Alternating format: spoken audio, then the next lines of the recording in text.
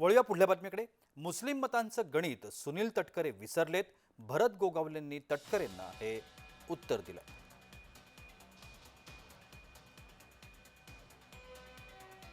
जी मुस्लिम समाजाची मतं होती ती त्यावेळेला त्यांनी तपासावीत की त्यांना किती मिळालीत, कोणाला किती मिळालीत आणि काय मिळाले। कारण ती जी काय आमची त्यावेळेला एक 15 ते 16 हजार मतं ही कमी झाली होती। ही सगळ्यांचीच, हे काय त्यांच्याच नाही, ऑल देशामध्ये झालं होतं। हे ते मला वाटतं कदाचित गणित करायला विसरले असतील।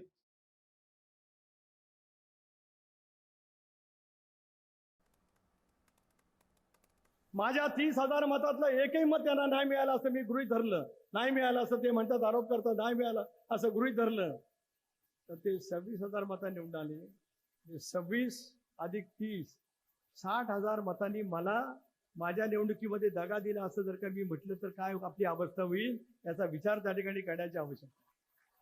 60,000 मतांनी जर का मला दगा दिला जर का असं असेल तर त्याचा विचार ज्याला करायचा असेल त्यांनी करावं। हा आरोप सुनील तटकरे करत नाही। ज्या वेळेला एखाद्या बाबतीमध्ये तुम्ही मांडणी करण्याचा प्रयत्न कराल त्याला माझ्यासारखा कार्यकर्ता सुद्धा गप्प राहील, लक्षात नका बागण्या।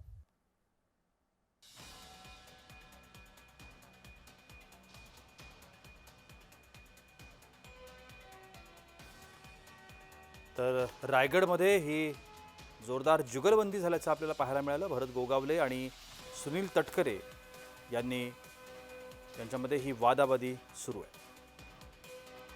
खरं तर या सगळ्याची पार्श्वभूमी हे रायगड जिल्ह्याचं पालकमंत्री पद हे असल्याचं देखील आपल्याला त्या ठिकाणच्या माहितीमधून समोर येत आहे आणि पालकमंत्री पदावरूनच सुरू झालेला हा अंतर्गत कलह आहे। भरत गोगावलेंनी तटकरेंना उत्तर दिलंय। दोघांचेही म्हणणं आता आपण ऐकून घेतलंय।